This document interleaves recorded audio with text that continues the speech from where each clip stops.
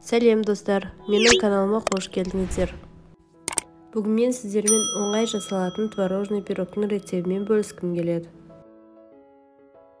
Ең алдымен бөлме температурасында еріп тұрған майдың үстіне қантымызды салып миксермен араластырып аламыз.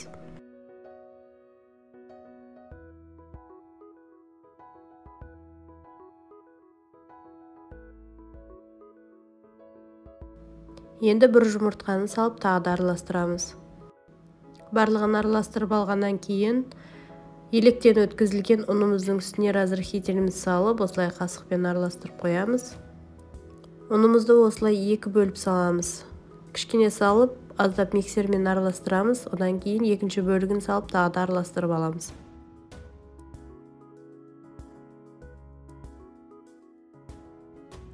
Енді барлығын жақсылап қолмен араластырып илейміз. Егер де миксер болмаса, барлығын салғаннан кейін сразу қолмен араластырып илеуге болады.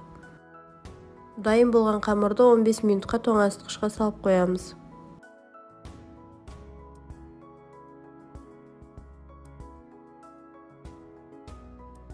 Формамызды сәл ғана май жағып майлап аламыз.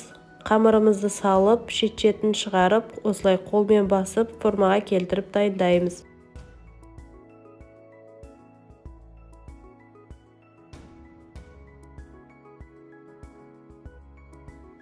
Видеода көрсетілгендей осылай басып шығамыз, және шанышқының көмегімен жоғары жағын осылай тегістеуге болады.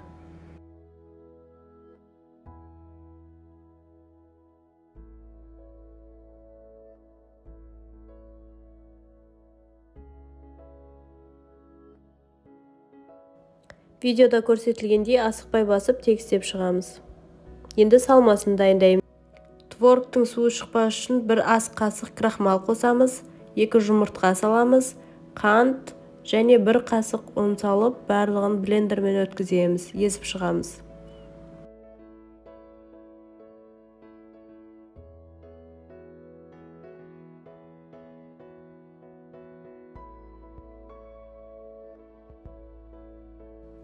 Жақсылап езілген творогымызды қамырдың үстіне құямыз.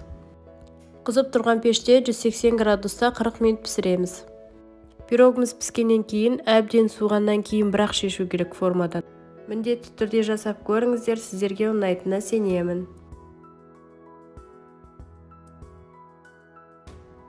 Сіздермен болған Айгерім. Пікір жазып, комментарий қалдырып, каналға тіркелуді ұмытпаңыздар.